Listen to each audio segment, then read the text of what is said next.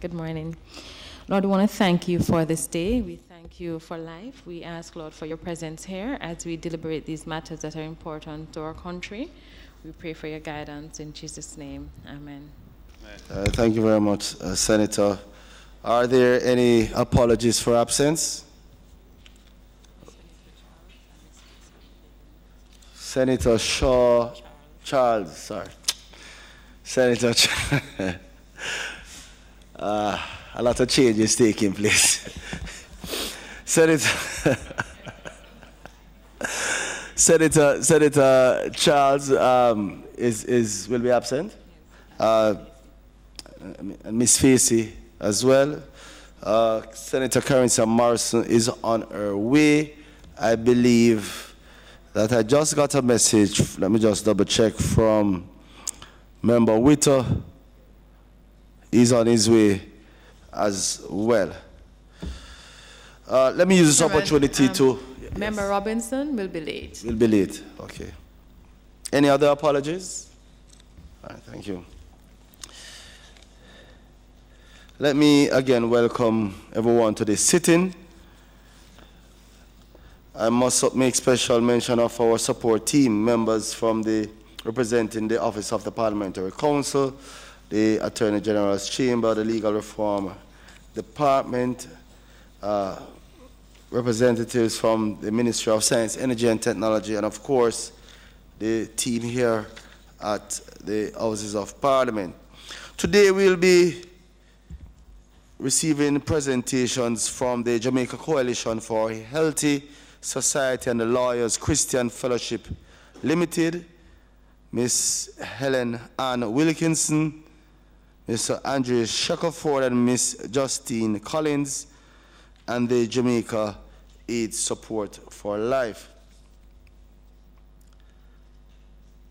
Let me also use the opportunity to indicate to committee members that before you are for submissions for your perusal at a later date, the Information Technology Industry Council, the Latin American Internet Association, the United States of America Chamber of Commerce, and Ms. Shaista Peart, who is an information governance consultant.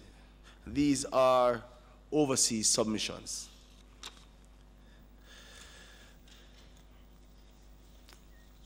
We turn our attention to the minutes before us. Are there any corrections, amendments, submission to the minutes?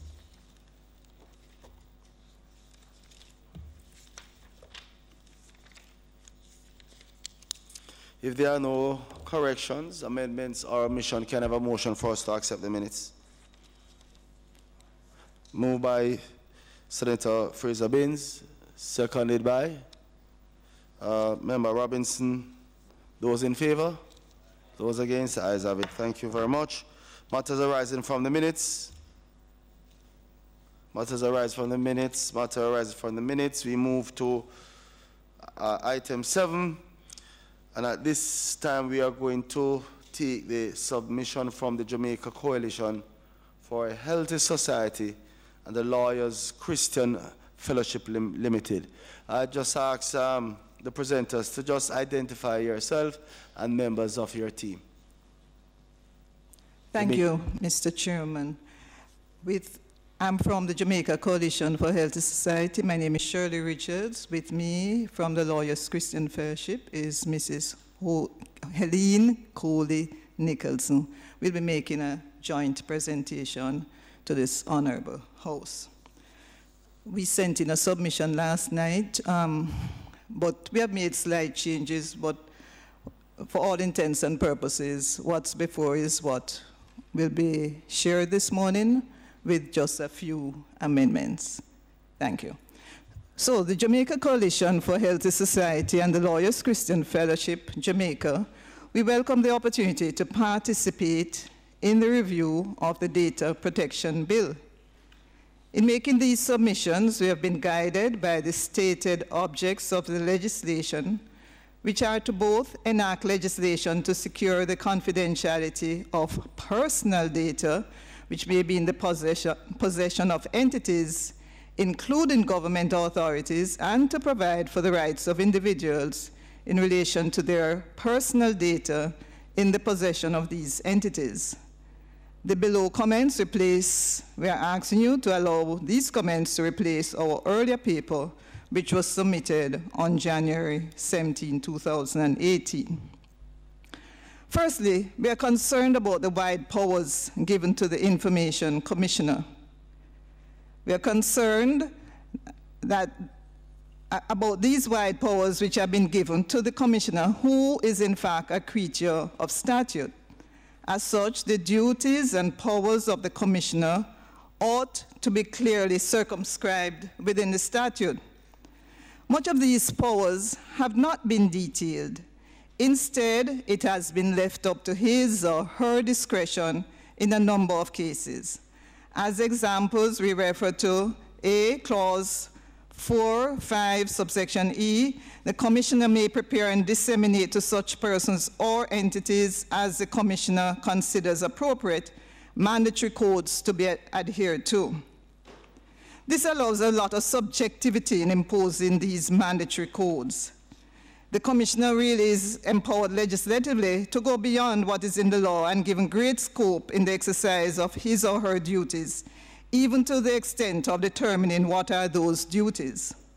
Then B, Clause 4, 5, F, subparagraph I, where the Commissioner considers it appropriate to do so, to inter alia encourage trade associations to adopt voluntary codes of practice. Further, there are wide powers of entry, search, and seizure. These are granted pursuant to Clause 57 and detailed in the third schedule. Clause 1.2 of the third schedule allows a judge to grant a warrant to the Commissioner on information supplied by the Commissioner under oath that there are reasonable grounds of suspecting that A, a data controller has contravened or is contravening any of the data protection standards. B, an offense under this act has been or is being committed. In effect, this means that in order to protect the privacy of our data, we are empowering the Commissioner to breach the privacy of our homes and offices. It means that the Commissioner can obtain a warrant to enter, search, and seize items belonging to any person or organization who has records of other persons, and thus is a data controller, and who breaches any of the standards of data processing. We're also apprehensive with the apparent creation of a superstructure in the office of the Commissioner. Our concern is heightened by the fact that Clause 4, subsection 4, provides that the Commissioner shall not be subject to the direction or control of any person or other entity. The question therefore arises whether the Commissioner will be subject to the control of Parliament. This is to be contrasted with the language used in the Integrity Commission Act 2017. And as an example, Clause 5.4 of that act makes that commission ultimately responsible and accountable to Parliament. So we're saying that more checks and balances are needed to ensure that the office of the Information Commissioner is not abused, as the powers given are wide without much limitation or limitations. We note that certain recommendations are made by the NIDS team in this regard, which recommendations we agree with. We will also recommend the following. A, that explicit language be used to make it clear that the Commissioner will be responsible and accountable to Parliament. B, that applications for warrants be made to the Supreme Court. We agree with the inference by the NIDS team that reference to the parish court would be inconsistent with the NIDS legislation. C, that the powers of the Commissioner be described in greater detail. And again, in this regard, we agree with the recommendations given by the NIDS team. D, that no warrant be given unless the Commissioner can show inter alia where notice has been given to the alleged wrongdoer of the breach. Number 2, we are concerned that major obligations will be placed on non-profit organizations, including churches, clubs, and informal groupings of individuals and on individuals who store data for purposes other than for the purposes of personal or household affairs, including recreational purposes. These obligations include A, registration, B, payment of an annual fee, C, appointment of a data protection officer. And I must say, Honorable Committee, when reading the provision, clause 20, in terms of the appointment of a data protection officer, I wonder if it isn't that people are being required to employ someone, pay someone, in order to spy on that person's business, with which would then, that person would then have the responsibility of reporting to the Information Commissioner.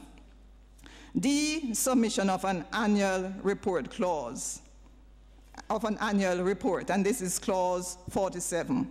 Is there a way of exempting not-for-profit entities and organizations, sole and small businesses which do not collect financial data or which only collect certain types of data? We note that clause 15.2 does allow the minister to grant exemptions as it relates to personal data, but we are uncertain whether this will include data categorized as sensitive, personal data processed by non-profit organizations such as clubs, churches, friends of hospitals, service clubs, etc. We are also aware that some groups have asked for exemptions based on income level of the entity.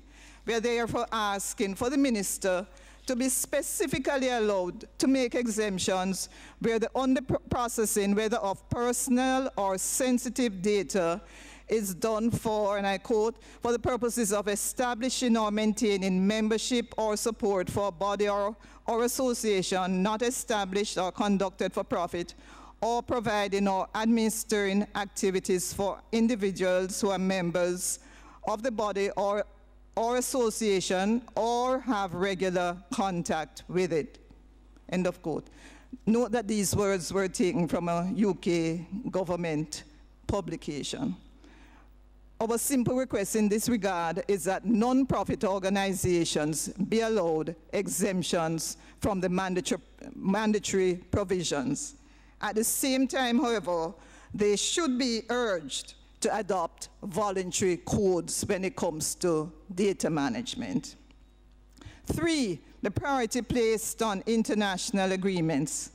There are references to international agreements and to treaty provisions without us being aware of the full extent and implications of these treaties and international agreements.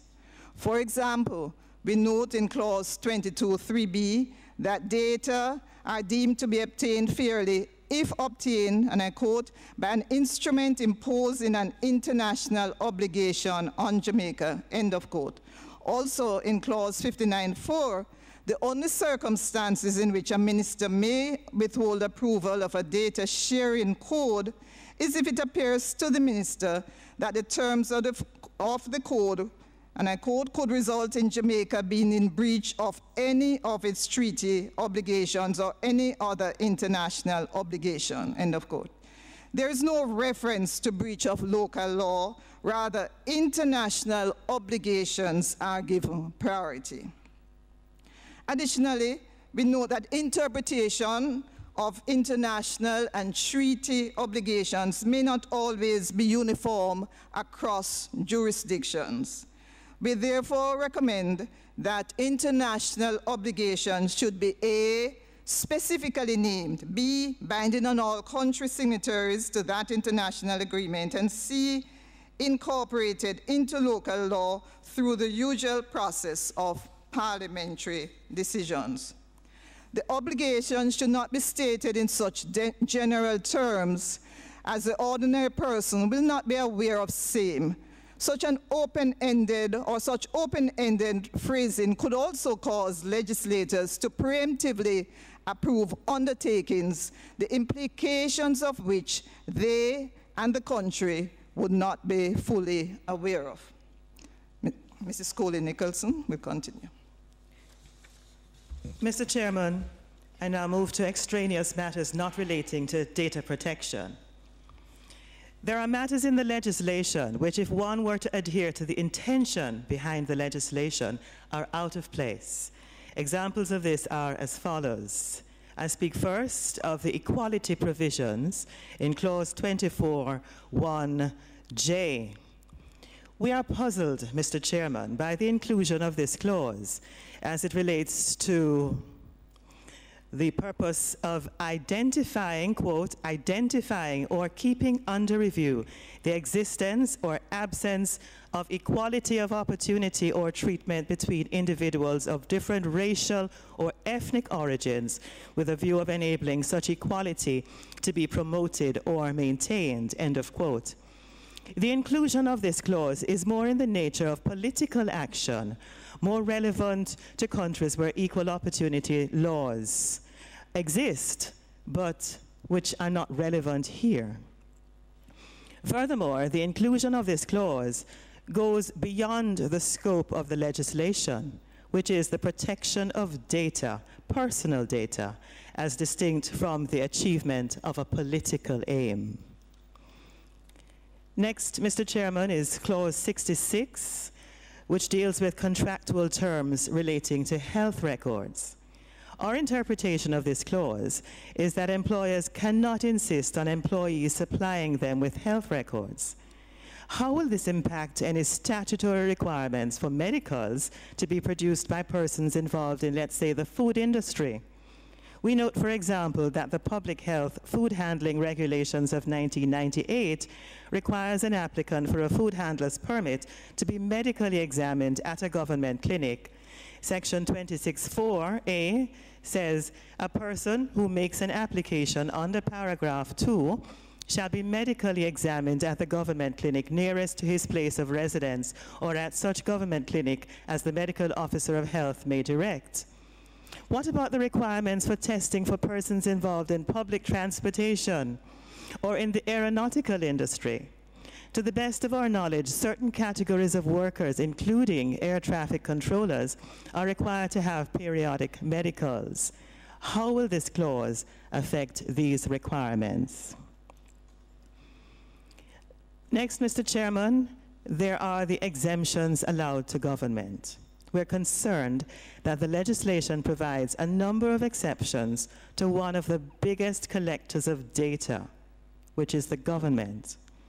As an example, we note the following, Clause 15(3). This clause provides an exemption from the need to register particulars of data controller where the processing is for the sole purpose of the maintenance of a public register.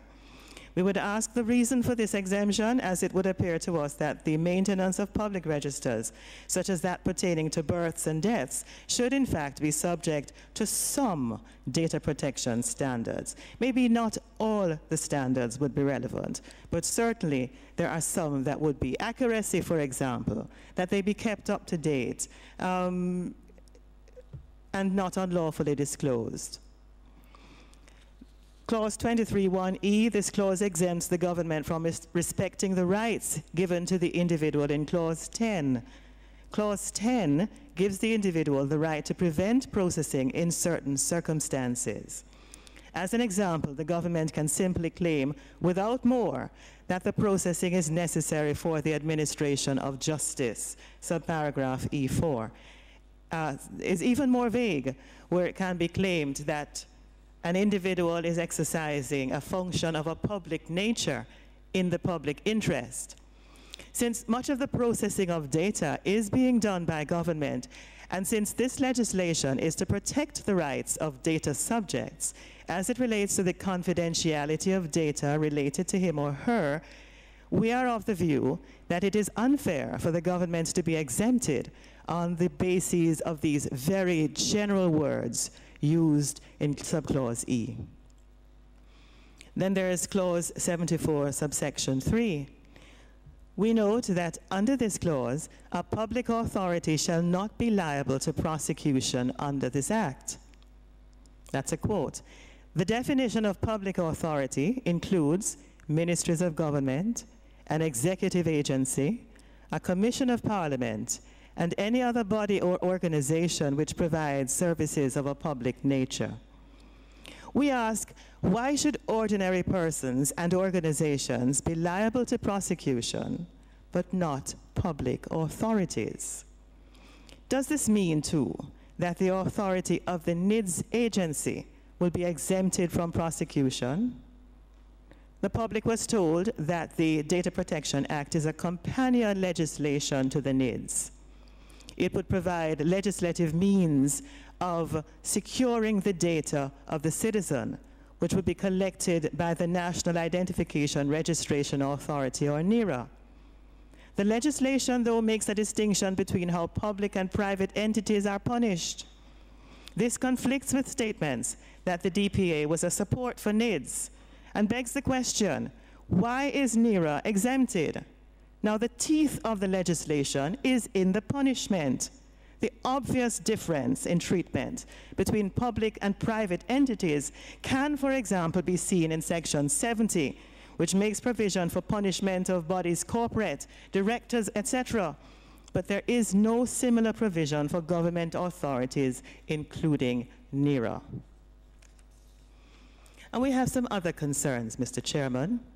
Clause 35, we note that the minister may by order exempt from disclosure to data subject provisions personal data consisting of information relating to the physical or mental health of the data subject.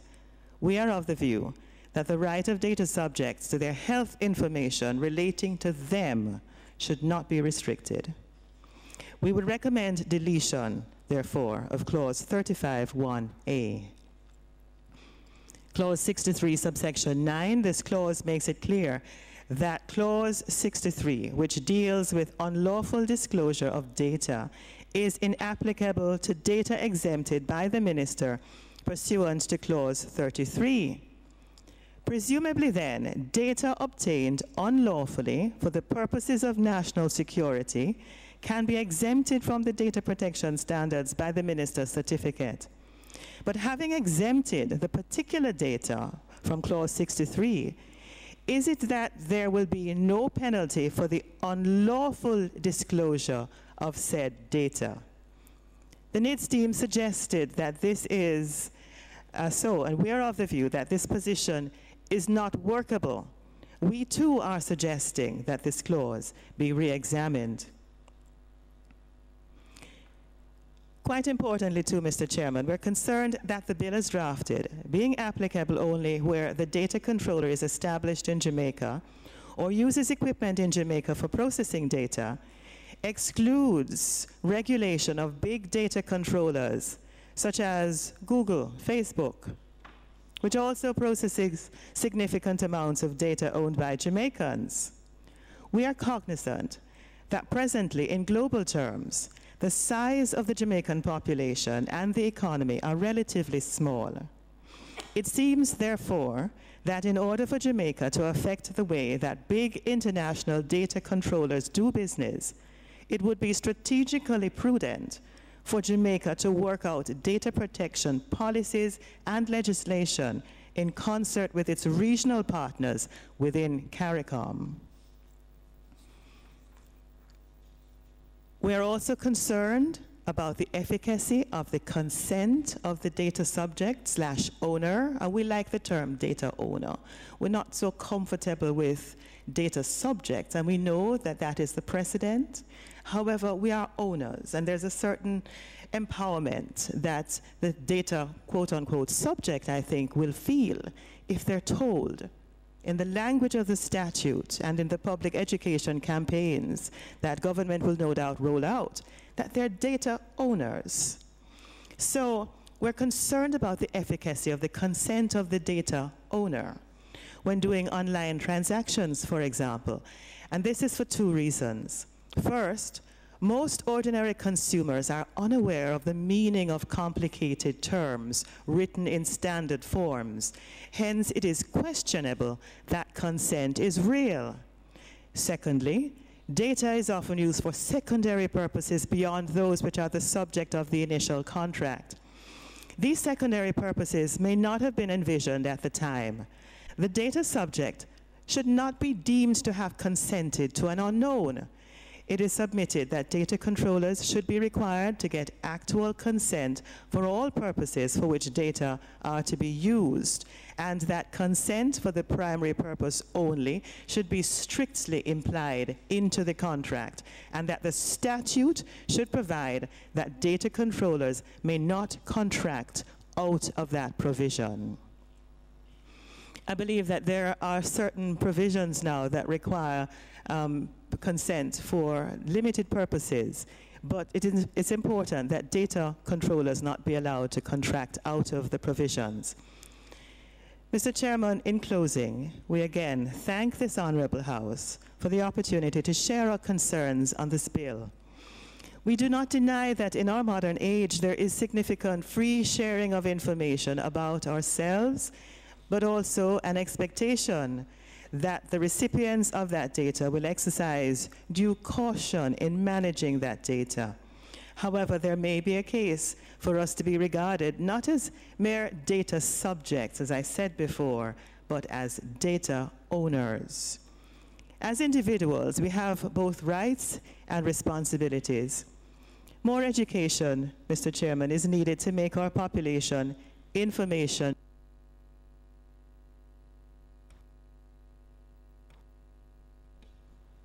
I apologize, Mr. Chairman. I was saying that more information is needed to make our population information sharing wise. We can refuse, for example, to download apps. We can ask our clubs and churches, etc., what types of policies are in place to protect our data. A citizenry that is more conscious of its ownership of personal data can become more proactive in insisting on action being taken at the local level, rather than leaving it all the oversight to a state watchdog. The ongoing revelations of the collection of personal data on Facebook and its abuse by Cambridge Analytica and others is cause for careful consideration by citizens of their release of personal data, both on and offline. And those would be our submissions, Mr. Chairman. Thank you very much for that presentation from the Jamaica Coalition for a Healthy Society and the Lawyers Christian Fellowship Limited. Members, are there any questions? Any questions? Member Golden? Thank you, Chair. Just one point I want to make. It's not my understanding that the intention of this legislation is to make this commissioner a commission of Parliament. There are some commissions which are established as commissions of Parliament and have a reporting relationship to Parliament, such as the Integrity Commission, which you refer to, and there are others. There are other commissions which are just statutory bodies and really have no reporting relationship to Parliament, other than their financial statements may have to be brought to Parliament like any other public body, but they're not reporting to Parliament, such as the Financial Services Commission or the Fair Trading Commission and so on. I don't think that this particular body was intended to be a commission of Parliament. So that, I think, is relevant to the point you were making about the absence of language saying that it must report to Parliament. My understanding as well is that there's an appeal structure built into this legislation, which is supposed to provide recourse to persons who have an issue with how their situation has been addressed by the commissioner. So that appeal structure is the recourse system, and of course judicial review would also be a possibility. And I don't think the clause that you read from should be read as excluding judicial review. I think the courts have been quite clear that if you're going to exclude judicial review, you have to do so in express terms. And that would apply to any irrational decision or any unlawful decision which is ultra vires a statute, or where there has been some procedural unfairness in the way in which the matter has been handled. So I think that I just wanted to highlight the fact that the structure of this is somewhat different to a commission of Parliament. That was the point I wished to make. Just to add, I must concur with you, Member Golden, but I believe that the presenters are more concerned as relates to oversight, as relates to the commissioner. And we have seen quite a number of submissions speaking to the level of oversight, and we have taken note of that. So if that is the concern, it is duly noted. Thank you, Chair. That is indeed the concern. Thank you. Thank you again, representatives from the Jamaica Coalition for a Healthy Society and the Lawyers Christian Fellowship Limited. At this time, we'll take the presentation from Ms. Ellen Ann Wilkinson.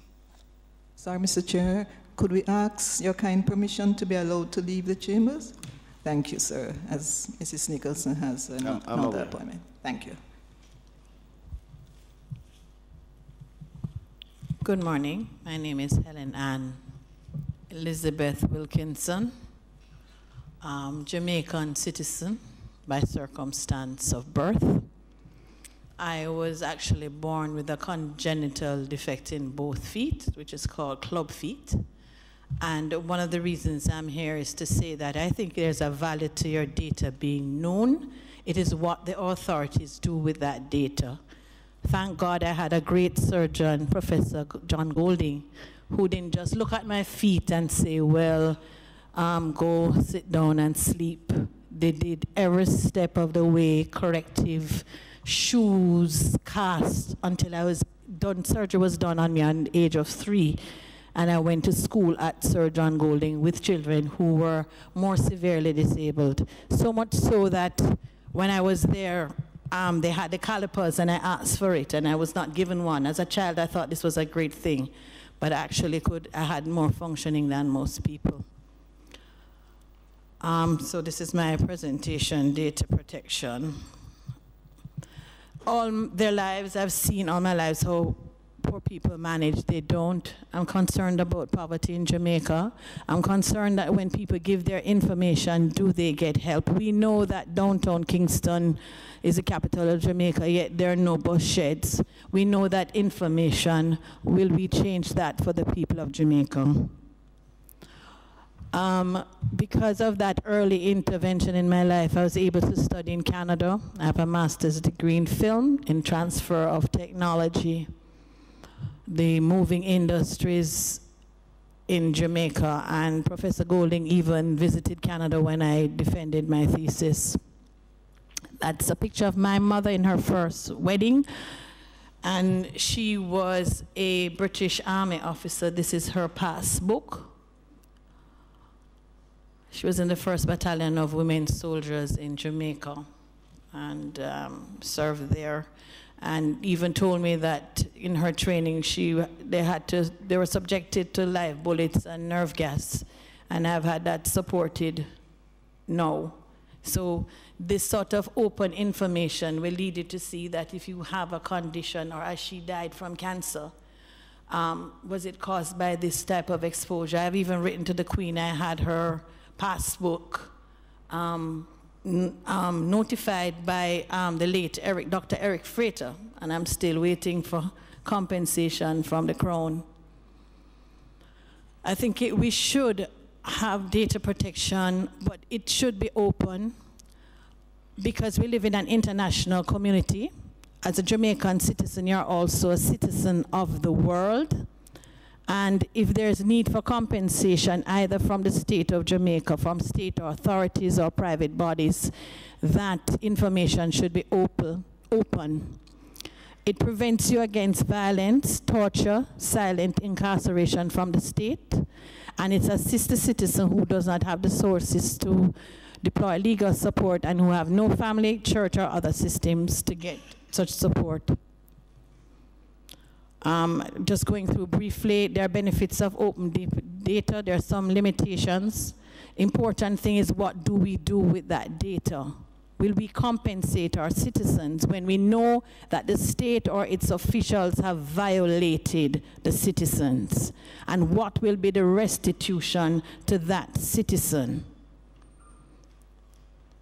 Now, torture.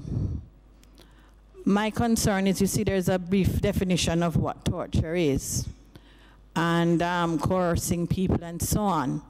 Medical torture, where we utilize, misuse data such as waste, psychological testing to incriminate people or to declare them incompetent in some way.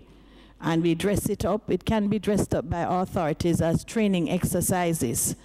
But it is a means, an unfortunate, of torture. And if this is happening in our country, we need to bring it to the fore and to bring those public officials to book.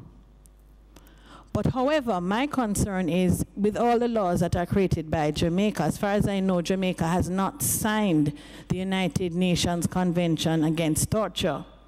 While within the Constitution of Jamaica, it says that you should not be tortured. You don't have any international support when it happens to a state citizen, in my opinion, but I can get the legal feedback on that. So one of the the assistance to the citizen when Jamaica signs that is that the United Nations can come and rescue citizens here. It's unfortunate. I mean, people are taking away dogs out of Jamaica, but we have Jamaican citizens who are really suffering. And we see and know their conditions, whether we have it, that they're unemployed, but yet the tax office wants to take them to court to seize their property. We saw recently in the Jamaican Observer where a citizen wrote about having numerous qualifications, and it is by revealing her data that she got employment. So I think there is less harm done to reveal data than disclosure. I think also in terms of medical attention, we see that constantly that the citizens have to go out in the public and declare some defect or something that has happened to a citizen in order to get help. So again, having data open, I don't see an issue with having your medical data open if you're going to get assistance, or are you going to be left to suffer? Sometimes the disclosure is better, like good PR, letting people know exactly what happened, because secrets can be used as bad mail.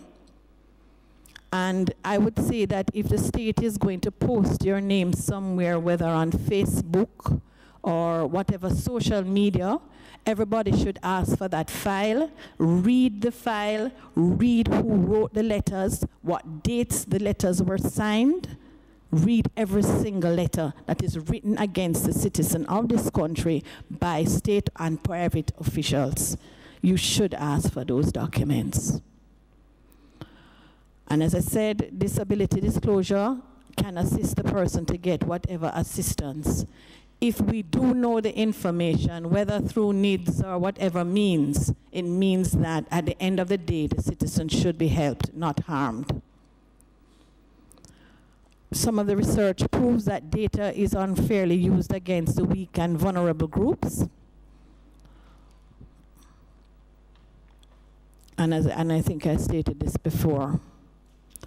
And there's also dishonest manipulation of data, because what a state entity can actually do, kind of mischievously, you would say public mischief, but a state official will get away with it, is to somewhat abbreviate a person's name or take out a hyphen or something, which is not really the person's name, so you cannot prosecute them legally. So that's another way in which a state organization or state officials slowly kill their citizens. Slowly kill their citizens by making them unable to obtain employment, have access to resources.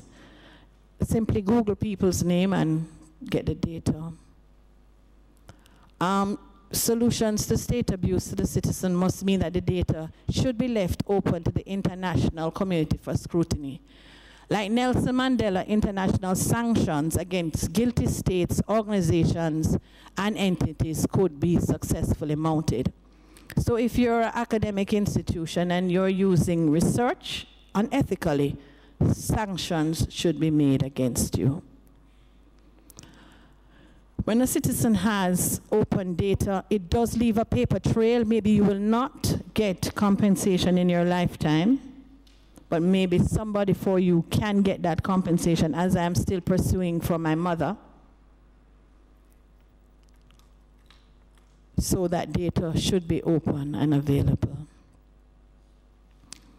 And as I said, we mentioned this point before, the International Convention Against Torture. We need to have Jamaica signing that so that there are supports for the citizen, because it can happen that a state is acting incorrectly against a group of citizens or one citizen, and they need to be protected by the international bodies, because as a Jamaican citizen, you're also a citizen of the world.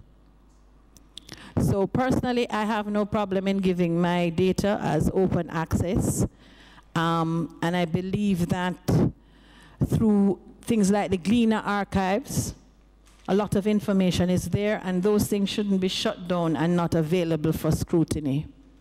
And this is a recent letter I sent to the Gleaner, that the public is perhaps not interested in thinking about the tenure of anyone at this time. This as unemployed, starving Jamaicans at high risk of imminent death have a day-to-day, in-your-face reality that consumes their time. No time to think. So data protection is to ensure against violence against citizens. The oldest and simplest justification for government is as protector, protecting citizens from violence.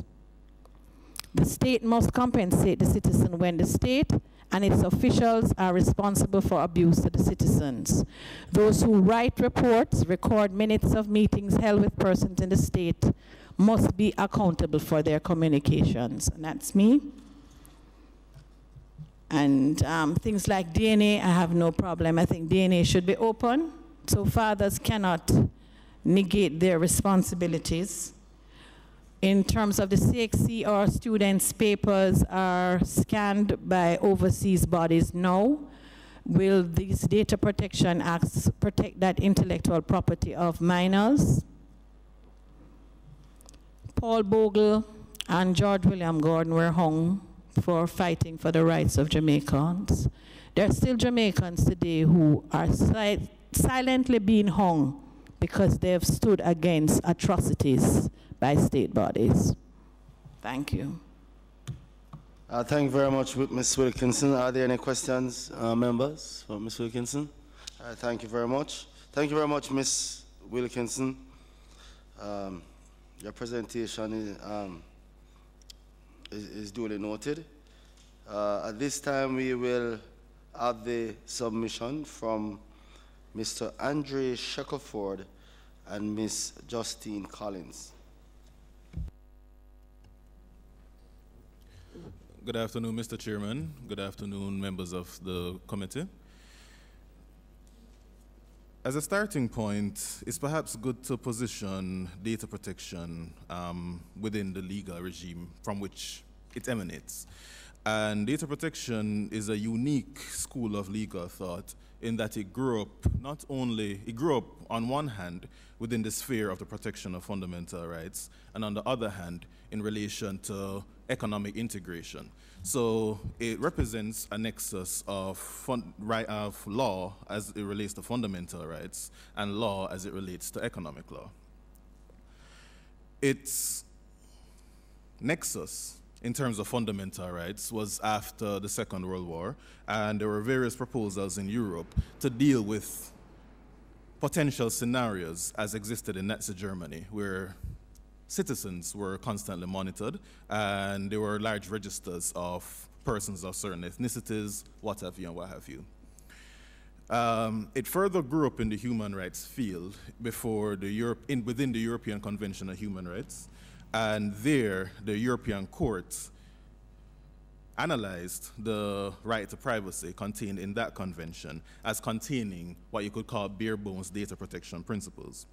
And flowing from that, one could make a very good argument that data protection principles already exist as a part of Jamaican law by virtue of our Charter of Fundamental Rights, which protects privacy. Further development would have taken place within the European Union, where a data protection directive was put forward as a part of economic integration. So law within the European Union back in 1995 could only have held as European Union law had it been in relation to the internal markets of the European Union. So what we have today is an interesting nexus where human rights courts uphold these data protection norms, and economic courts do as well. And it's generally expressly noted as being this sort of hybrid animal. In relation to our contemporary Jamaican society, data protection definitely holds a place in both regimes, and we can see it in relation to things which are happening nowadays. So, for instance, we launched a Jamaica Eye program not too long ago that will, of course, have some fundamental rights ramifications which require exploration and meandering through. And on the other hand, as is noted in the Memorandum of Objects and Reasons for the bill, we are part of the Economic Partnership Agreement with CARIFORUM and the European Union. So, of course, the economic element exists there. And furthermore, data protection will have important economic ramifications in relation to large data blocks such as the United States and the European Union requiring protection of any data that leaves their jurisdiction. So in other words, high levels of international protection are required if we wish to compete within the space of holding data and what have you. So that being said, we prepared a set of submissions in relation to various clauses on the bill. You will note that to a large extent, we have noted the development that's taken place in Europe with the what's called the GDPR, the new data protection regulation that's being promulgated there and will come into effect in a few months' time. So you will note that some of the principles we've borrowed from the developments that have taken place there in feeding our discourse on the various clauses. So that being said, we'll go through clause by clause in relation to certain things worth noting. Thank you. Good morning. Thank you for having us here. Just to go through the memorandum, in relation to the second clause, the definition of biometric data, and we observe that the definition of biometric data should really conform with the definition that is contained in the National Identification and Registration Act. We note that there is a restriction that says that as may be prescribed in the definition of biometric data, and in the NIRA, it also talks about vein patterns of individuals and facial image of the individual. As was alluded to previously, if the data protection bill is to give the adequate support to the NIRA, it should really conform with the definition in the NIRA. Also, we looked extensively at the concept of consent, and we believe that consent is very important to what we call informational self-determination. So it's very important that as data subjects, we should be allowed to consent to what data is out there, and we should also be allowed to withdraw this consent. So we noticed that the definition does not adequately give an explanation of the degree of consent that's required. It merely says that there should be express consent given orally or in writing. We also observe that Jamaica is a member of CARIFORUM and a signatory to the EPA, is supposed to establish appropriate legal and regulatory regimes. And so therefore, in keeping with those high standards, especially those contained in the GDPR and the higher level of consent that is required by the GDPR, we are of the opinion that the current definition of consent does not adequately cover the high standard of consent in the GDPR. So the qualification of it being express consent is ambiguous and open to interpretation because there are varying ways of communicating online. So if you just have express consent as it is now, pre-ticked boxes which are expressly prohibited in the new GDPR would be allowed to be a form of communicating consent. So we believe that if you put consent to be informed, this might actually adequately address our concerns, because if you bring to the data subject's attention all the relevant information, including the purpose for which the data is being processed, they will be able to make a better decision as to whether or not to consent to the data being processed. Similarly, consent should be specific. So if the data is going to be processed for multiple purposes, the purposes should be explained to the data subject when the processing begins. Not only will this limitation of data being, consent being specific will help with the purpose limitation that is explained in the second data protection standard, but it will also ensure that the data subject is able to determine what information is out there. Additionally, there is a designation of consent to either be orally or in writing, and we believe that this doesn't encompass clicks on the screens or mouse taps, or as we all have our smartphones now, probably just a tap on the screen. So that unduly restricts consent as a concept. So we have given a recommendation in paragraph 19 that express consent or given orally or in writing should be removed, and it should be replaced with the standard that's adopted in the GDPR, and that is any freely given, specific, informed, and unambiguous indication of the data subject's wishes, by which he or she, by a statement, by a clear affirmative action, signifies agreement to the processing of personal data relating to him or her. Further on the theme of consent, if we can look to the area of consent on behalf of minors. Now, minors, of course, ought to play a special role within data protection considerations, in that even if we say that consent is a ground to lawful processing within the first standard, a minor may not know what they're consenting to. So that's the main reason why consent on behalf of minors requires special attention. Now, as it is now within the definition in the Act, consent on behalf of minors, or consent by a minor, if I'm not mistaken, is listed as an example of the type of consent. Or I'll be more precise about that. In the case of a minor, a parent or legal guardian of the minor can give consent. Beyond that, we believe that it may be better to expressly in the definition of consent state that when consent is on behalf of a minor, the consent of a parent or a legal guardian is required. So as it is now, as an example of the type of consent, it's merely encompassed to include that. However, if the minor gives consent alone, that alone could be captured within the definition of consent if one is not careful. So the suggestion, therefore, is that the consent on behalf of a minor being given by a parent or a legal guardian not be given as an example of the type of consent that could be given, but is expressly stated that where consent is to be given on behalf of a minor, that the parent or legal guardian's consent is what's required. Now, this suggestion runs concomitant with another suggestion which we have on clause 23, which I believe it may be appropriate to address now. Clause 23 deals with the requirements for lawful processing and talks about consent being one of those requirements.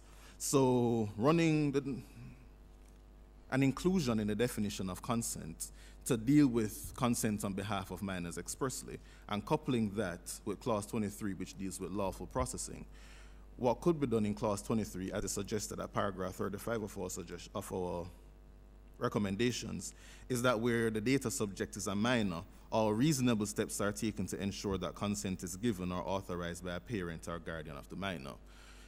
What this does, this phraseology, it puts an obligation on the part of the data controller, which may evolve with time.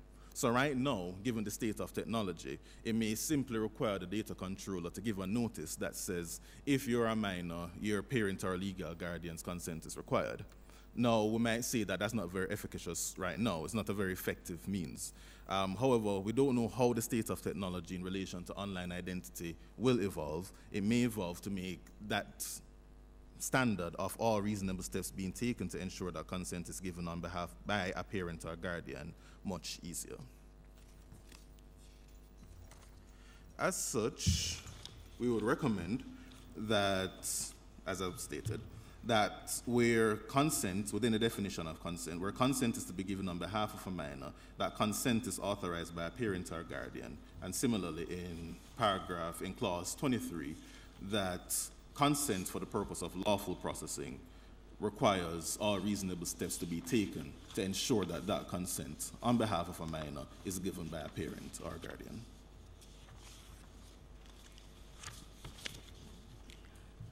In relation to personal data and the definition of that, if we could just go back to section clause 2, we note that we are suggesting that IP addresses and online identifiers be also examples of personal data, as we know that persons can trace personal data from persons' IP addresses. As well, there's a designation that personal data is, sorry, just a second. Personal data is data relating to a living individual who can be identified.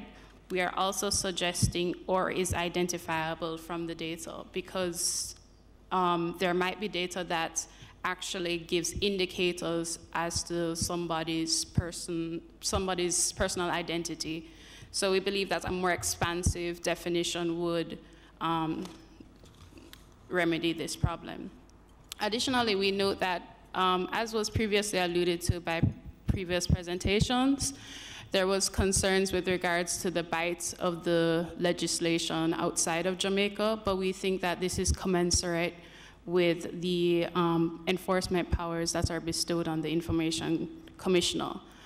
We suggest that maybe a regional collaborative approach might be used in order to protect data, which would be consistent with the Regional Strategic Plan 2019 and the CARICOM Single ICT Space.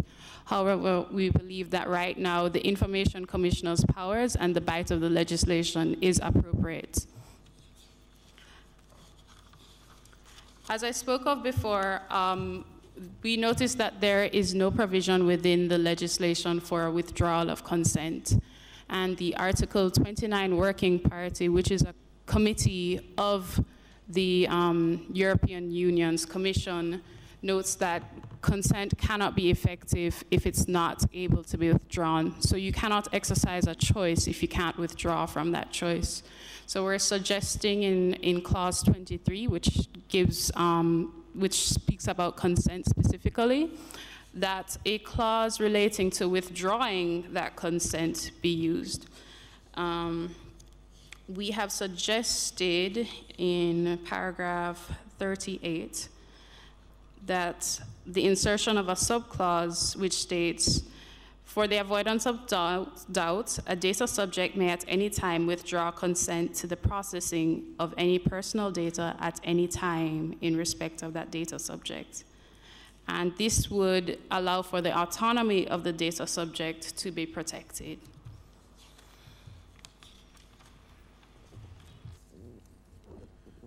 Turning to clause 19 of the bill, this provision essentially provides a heightened level of protection, or to use an American phrase, heightened scrutiny in relation to certain categories of processing.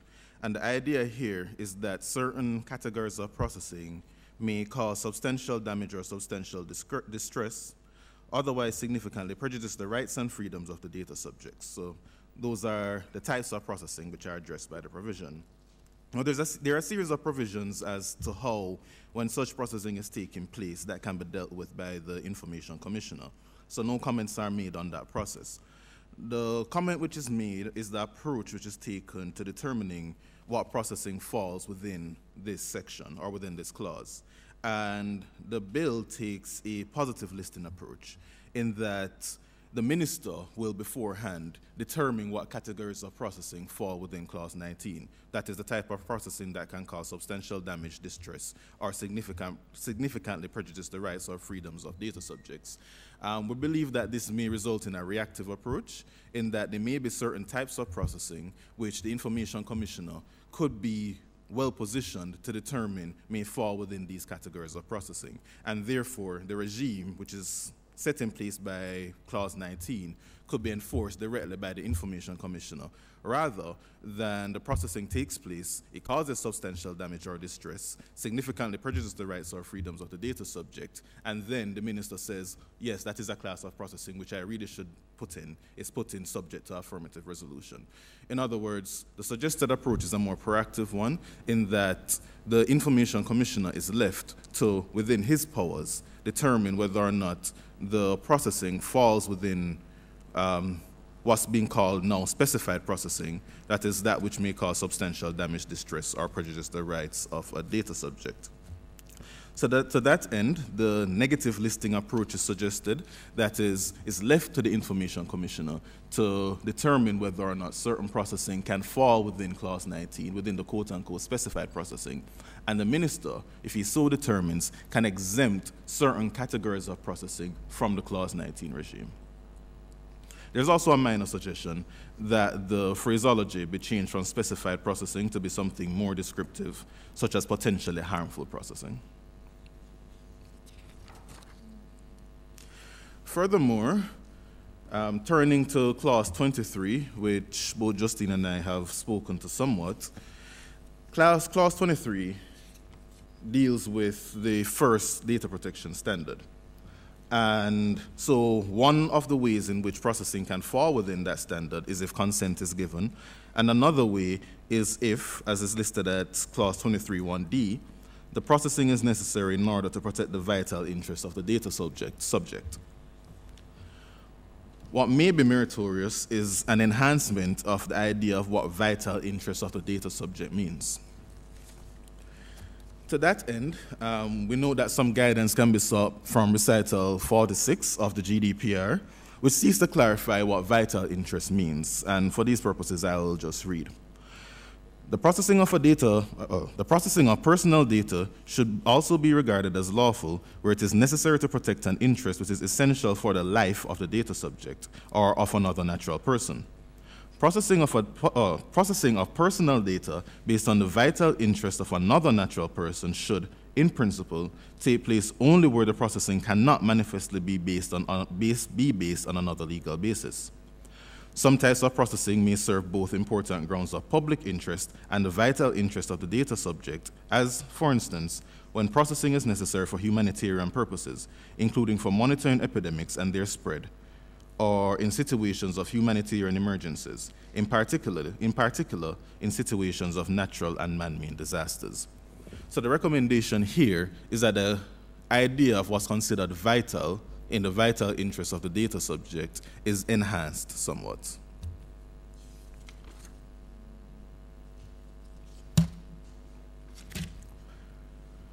Further, we can speak into remedies and enforcement. We'll now fast forward to Clause 54, where we note that the provision states that a failure to comply with a notice sent by the Information Commissioner can attract a fine. At present, the maximum fine is $500,000. We'll just state that it may be worth considering an increase of that maximum fine. In relation to Clause 64, this once again may be a somewhat minor suggestion in that it turns on nomenclature more than anything. Clause 64 deals with what's called a fixed penalty notice, and in principle, fixed penalty notices are appropriate for minor offenses. The idea is that the penalties are fixed, so if you have parked illegally, you get a ticket, and that ticket is, the quantum that's required to be paid on that ticket is predetermined. However, in relation to the Data Protection Act, the categories of infringement are so wide, it can be from the minor to the egregious, that a fixed penalty would not be appropriate. So there'll be a lot of flexibility required for the type of penalty which can be given. Now, the provision itself, Clause 64, doesn't in substance deals very importantly with the remedies a party can seek for a breach of the provisions of the DPA by a data controller. It deals with compensation in particular, and just to turn to the actual wording, It knows that an individual who suffers damage by reason of any contravention by a data controller of the requirements of this act is entitled to compensation from the data controller for that damage. Subclause 2 says that an individual who suffers distress by reason of any contravention by a data controller of the requirements of this act is entitled to compensation from the data controller for that distress if A, the individual also suffers damage by reason of the contravention, or B, the contravention relates to processing of data for the special purposes. Special purposes meaning journalism, literature, and art. Now, in relation to subclause 712A, this has led to some interpretive difficulties in the courts of England and Wales. And it has been interpreted to mean that a party can only seek damages for distress if he also suffers some kind of pecuniary damage. And the reason for that is that in subclause 2, it essentially says you can only recover if you also suffer damage by reason of the contravention. And that damage in 712A has been interpreted to mean some pecuniary damage. So what pecuniary damage have I suffered by virtue of a breach of the data protection principles? Now, because of that, even if one suffers any other type of damage, be it distress or some other sort of non-pecuniary damage, the idea is that you're not allowed to receive damages for that which you have suffered unless you've suffered a pecuniary loss. Now, you'll see that being played out in a case, Johnson against Medical Defense Union, where the Court of Appeal in England and Wales upheld a trial judge's decision not to award damages for distress when pecuniary loss could not be shown. The interpretive difficulty has led to the courts in England and Wales doing some meandering in order to award damages for distress where no pecuniary loss has been shown, in that the courts have started to say, all right, you can show no pecuniary loss, but we'll say that there's a nominal loss. So we'll award you nominal damages, £1, and then also award you damages for distress. So that was the sort of backroad route that the courts had to find. It was hotly criticized in the Leveson inquiry, which, as you may know, was an inquiry in England into journalistic practices and the various acts which would influence journalistic practice. It was because some journalists had hacked into a young lady's phone and had listened to her voicemails and had published the content, and she was a missing young lady, and had published the content of her voicemail. So it led to a big inquiry into journalistic practices. And the provision in the England and Wales, in the English Act, has been criticized by the Leveson inquiry. The current state in England is that that provision, so that would be section 13.2, section 13.2 in England, and that would be our clause 71.2, has been disapplied by the English Court of Appeal, in that they have looked at it, they have said that it's in contravention to the European Charter of Fundamental Rights and Freedoms, and just disapplied it. So it no longer obtains there. And that's by reason of the interpretive difficulties that it has caused.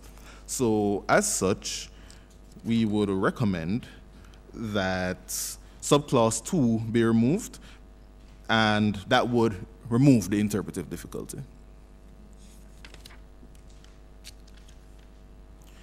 Lastly, I'll just speak to some miscellaneous exemptions which are provided in the second schedule of the Act.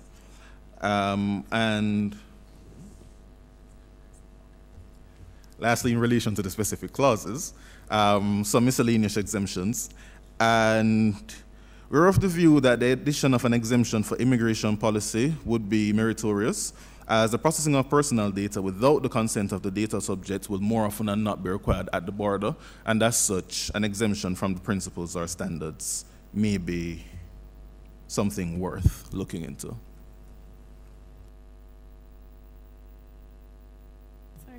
In preparation for the submissions, we also looked at some recent developments. As Mr. Shackelford had alluded to previously, we looked at the Jamaica development and the implications of this on data protection. We have done some preliminary research and have not been able to see any legislation or any order or regulations to give effect to the Jamaica Eye program. And we believe that given that there is a purpose limitation in the Data Protection Act, that there should be clear legislative guidance. We know that Clause 34 of the Data Protection Act, if we could just turn to it.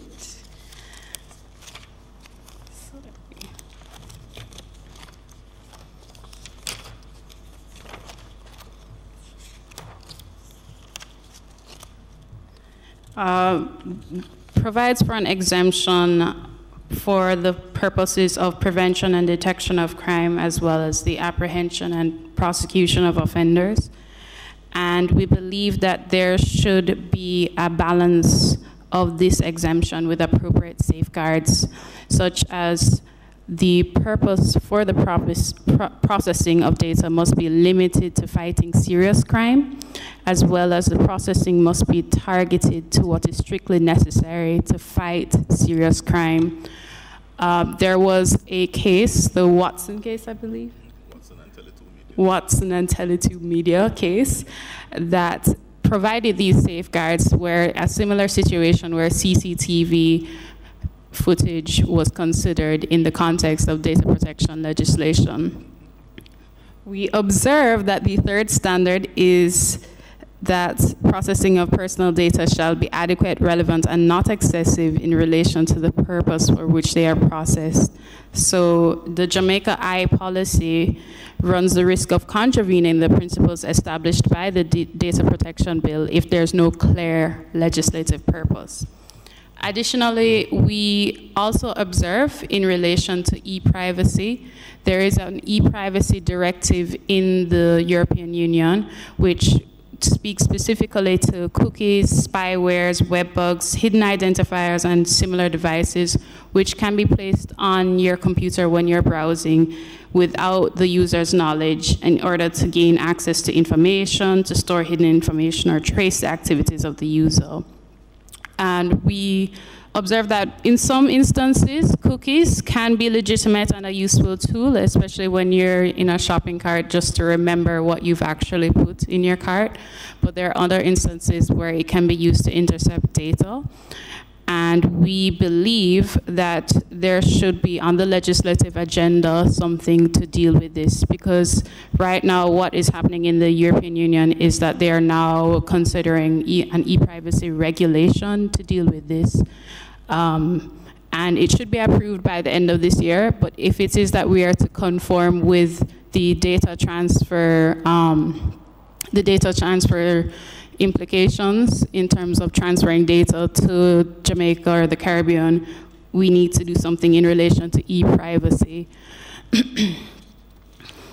If you notice when you go on European websites, there is at the bottom of the screen a consent, something that allows you to either accept or reject cookies on most European websites.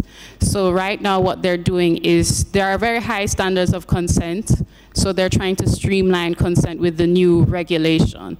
But it's something for us to consider, for the legislature to consider in terms of ensuring appropriate safeguards and protection for personal data.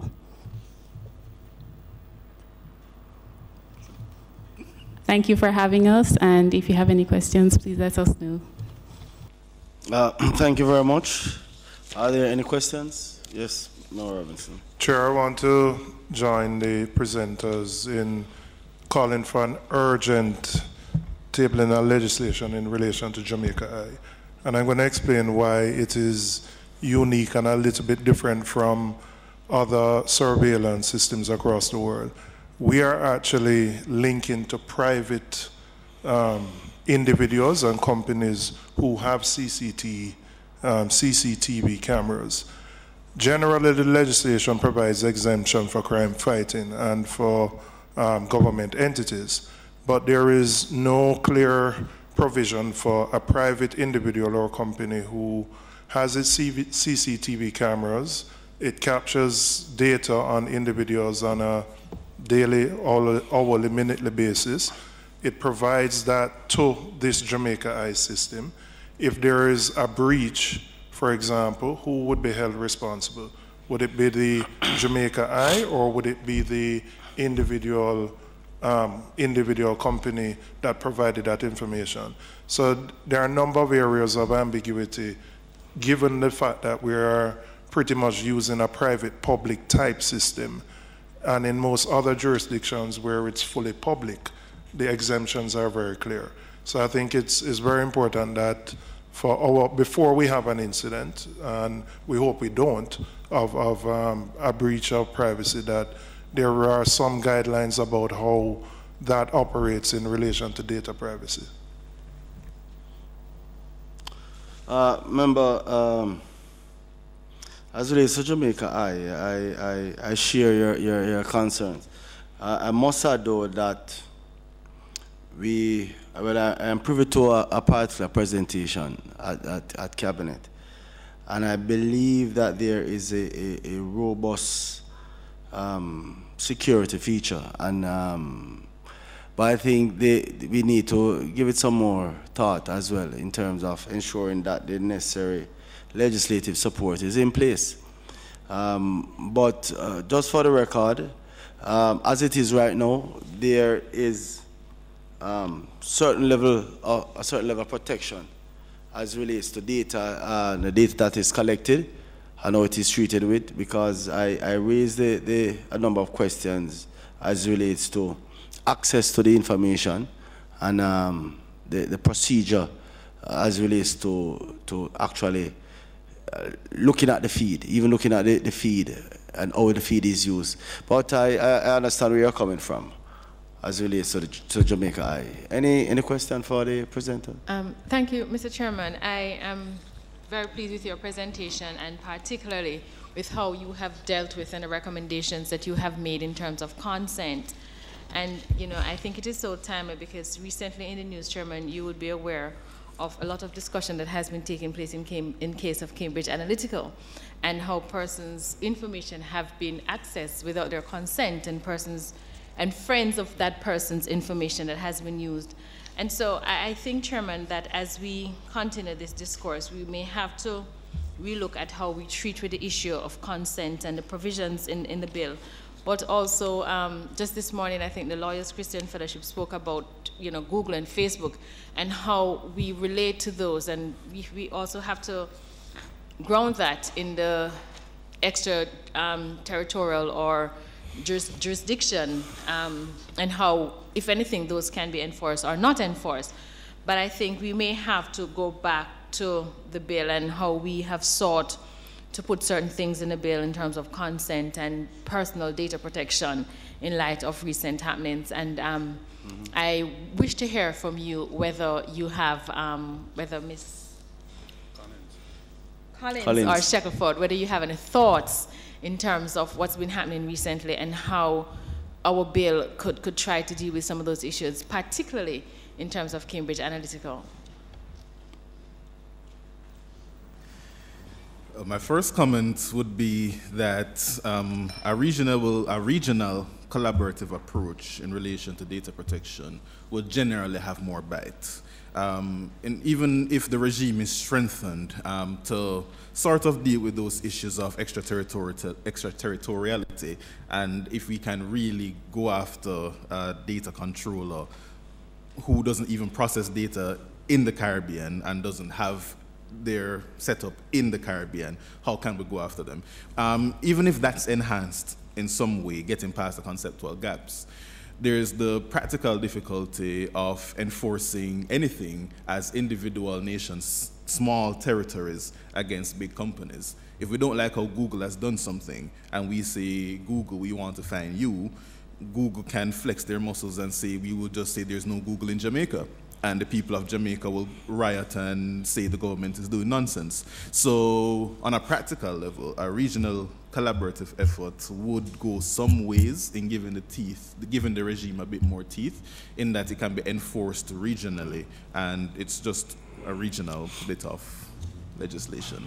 But in relation to the Cambridge Analytica and Google scenario now, I guess we can look at how the developments are taking place in Europe, see how they're going to deal with it, because good to learn from the experience of others, and it would be very useful here.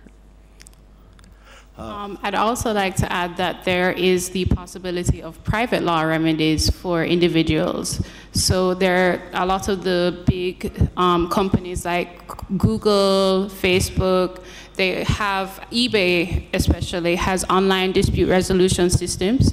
And there is the possibility of the normative framework in the EU enhancing private law remedies for citizens in Jamaica and in the Caribbean. So maybe our regional collaborative effort is very important, but I'm just interested to see how the GDPR and how the e-privacy regulation will create a normative framework that's up here that will make sure that private law remedies are accessible for persons who are not necessarily able to access GDPR by being European citizens. Thank you very much, Ms. Collins and Mr. Shackelford. Just to I'm sure that the members of the committee, being well informed as they are, appreciate where we are as we so data protection and data privacy and how critical this piece of legislation is. Senator Fraser mentioned the matter of Cambridge Analytica and Facebook, where some 50 million subscribers' information was illegally accessed, or it was treated in a way without the consent of the persons, and so it brings to fore the importance of data protection, data privacy. So this is a very critical piece of legislation that the government is trying to put in place. But we must also remember that and remind ourselves. Mr. Shackelford mentioned it, the GDPR. And a critical stipulation of GDPR is that any country or any entity, or any country wishing to do business and collect the data of any EU citizen must be compliant with the GDPR. And again, a lot of businesses here, as part of the daily transaction, deals with or treats with the data of EU citizens. That's another thing. That's another side of the coin that we have to also look at and take into consideration as well. But I'm sure that Jamaicans themselves are very much concerned as relates to any entity that is in possession of their data or they treat with that data. And this piece of legislation really seeks to afford our citizens with the best level of protection. And I want us to bear in mind that this bill is not a static piece of legislation that we are putting into place. It is one that must evolve as technology evolves as well. So I want us to bear that in mind. Again, thank you, Mr. Shackelford and Ms. Collins. At this time, we will take the final presentation for the day, the Jamaica Aid Support for Life. Good morning, Mr. Chairman. I'm Candace Walton Livermore from the Jamaica Aid Support for Life. I have with me today Mr. Chad Morgan, Ms. Mikkel Jackson, and Mr. Patrick Layla, our Policy and Advocacy Officer, and he will lead off on the presentation. Thank you.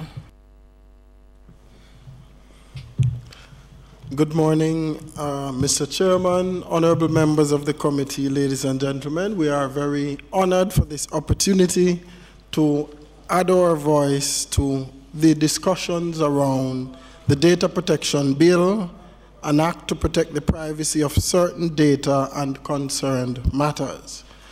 We are making these submissions for three main reasons. Firstly, we are an organization that has in our possession very sensitive data on the citizens of Jamaica who access our service as an organization that offers health care, specifically in the area of HIV, and by definition of the act, we would be deemed a data controller, and as such, we think it is important for us to ensure that the obligations placed on data controllers, as defined in the act, are not just fair, but just.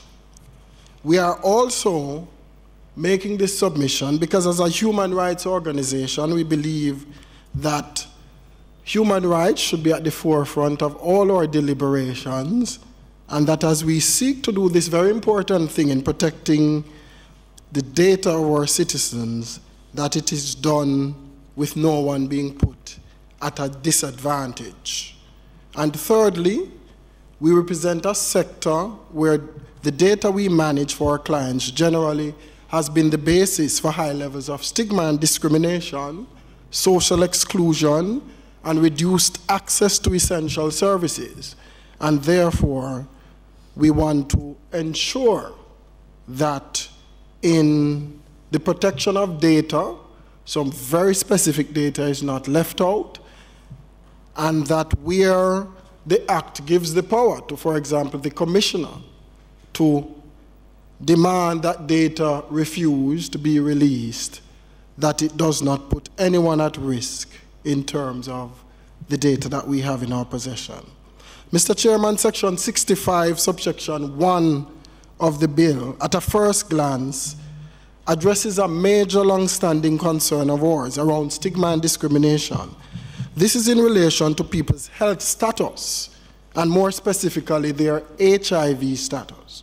It says a person concerned with the provision of goods, facilities, or services to the public, or a section of the public, whether for payment or not, shall not as a condition of providing or offering to provide any goods, facilities, or services to an individual, require that individual to supply or produce a relevant record.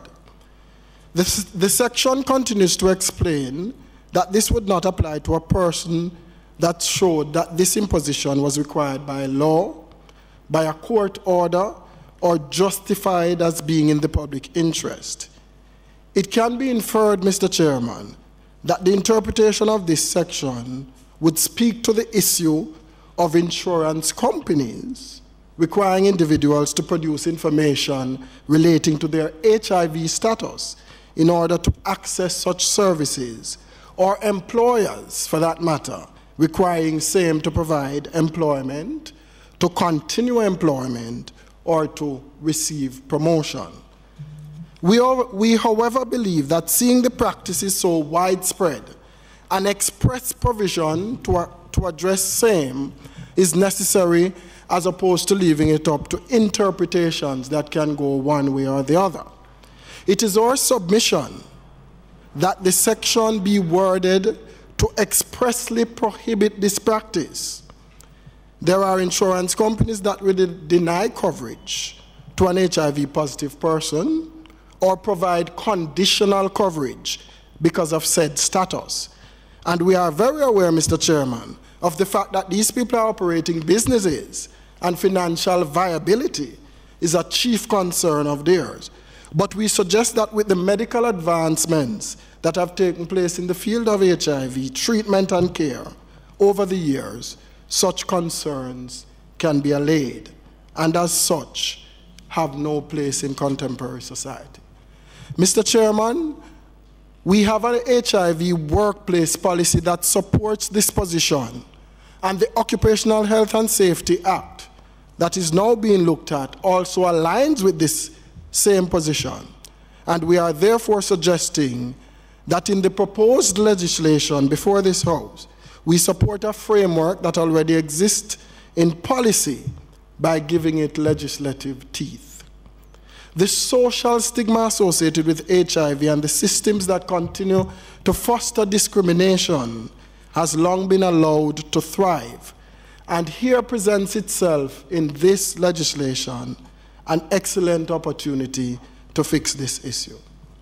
Committee members, we submit that there needs to be a more deliberate attempt in the Act to protect people's health record, sexual orientation, and HIV status. The bill in Section 2, subsection 1A, defines an accessible record as a health record and goes further to describe a health record as any record in the custody or control of a health professional. In listing what is considered sensitive data, the bill names sex life. It is our position that the Act should clearly define what exactly is meant by sex life, and we propose that it should cover a person's sexual activity, sexual sexual attractions as a whole to include their sexual orientation and sexual behavior. Why is this important? The Data Protection Act of Trinidad and Tobago 2011 can be instructive in this regard, as it explicitly under the similar section where it speaks to sensitive data, does not just list sex life broadly, but it's listed as sexual orientation or sex life in the Trinidad and Tobago legislation. While the bill recognizes doctor-patient confidentiality and contractual obligations that may require that certain data be kept confidential, it provides for the commissioner, created by Section 4 of the legislation, to examine the grounds on which the data controller refuses to provide the data and make a determination whether the grounds for refusal is sufficient. It is our submission, Mr. Chairman, that HIV-related information must be included within the definitions of personal or medical data and subjected to the same level of privacy that is afforded to medical data in general. The challenges related to HIV are well known, and as such, this submission is to ensure that an individual's HIV status is expressly protected in law and is not left up to judicial interpretation when implied in the legislation. HIV status should not be shared except and only for medical purposes required for proper diagnosis or to administer necessary treatment. It must be protected. It must be so protected that for it to be revealed, the consent required will have to be explicit, or any processing of such data must be necessary for medical purposes, such as sharing the data with another medical professional who has the same duty of confidentiality. And on the matter of consent, we will address that further in our submission. We propose that health records be totally exempt from any provisions under this Act, where the Commissioner may step in and demand that such information be released, and as such could only be made to be disclosed by an order from a legally constituted court of law or other existing legislation that contains provision for same. The absence of anti-discrimination legislation in Jamaica, ladies and gentlemen, we want to ensure that a person's HIV status is protected and not allowed to be disclosed, and only allowed to be disclosed for medical purposes. It is our submission that the committee revisits the definition of a minor as outlined in the preliminary section of the bill. It defines a minor as an individual under the age of 18. We are recommending that this provision be revisited and the age of 16 be substituted. Why so? It is common practice in Jamaican law that a minor is defined as a person under the age of 18 in some pieces of legislation and 16 in others. As a matter of fact, there is legislation, the Sexual Offences Act, to be specific, in which a minor is defined as a person under the age of 16 for the purposes of one section and a person under the age of 18 for the purposes of another section. The Law Reform Age of Majority Act is instructive in this matter, where a person is allowed to consent to medical treatment at the age of 16. Yet in this piece of legislation, we are saying that a minor is a person under the age of 18. Defining a minor as a person under the age of 18 in this piece of legislation will prove problematic, as it would mean that, for example, a 17-year-old who accesses services at our facility, a parent could step in and demand that we release the medical records of that 17-year-old because they would have parental privilege. But at the same time, the Law Reform Age of Majority Act give a 16-year-old the opportunity to consent to medical treatment. That 16-year-old could come to our facility of their own free will, request and receive medical treatment, but at the same time, by virtue of this proposed legislation, we would be mandated to release that data to the parent if they so desire. We ask that the committee revisit the definition of a minor. We propose, Mr. Chairman, that to legislate contrary to what is currently provided under the Law Reform Age of Majority Act is counterproductive, not in the best interest of the public, and certainly not in the best interest of public health. Members of the committee, we submit that there should be a more equitable system of obligations placed on data controllers. The definition of a data controller, as promulgated by Section 2 of the bill, covers a wide range of persons, ranging from, say, for example, the sole trader to large conglomerates can be considered a data controller. It is inequitable, Mr. Chairman, to place the same obligations on persons from such a wide category, as it will be almost impossible in some instances for one party to meet obligations as outlined under the Act as opposed to another. It is our submission that the obligations that the bill seeks to place on data controllers should be categorized according to size of the data controller, how long the data controller has been operating, the sensitivity of the data in the possession of that controller, and also the financial position of that data controller. Us, for example, who is a non-profit organization, may have challenges meeting some of the financial obligations as ably outlined by the Coalition of Healthy Families who spoke earlier this morning. We will not belabor the point as we concur with them on that issue. Mr. Chairman, we can agree that the sensitivity of data under the control of one data controller may not necessarily be the same as the data under the control of another. The position we proffer, ladies and gentlemen, is of extreme importance, as while the bill seeks to implement well-needed, long overdue measures, if obligations are the same for all categories of data controllers, we are basically setting up some to be in contravention of the legislation.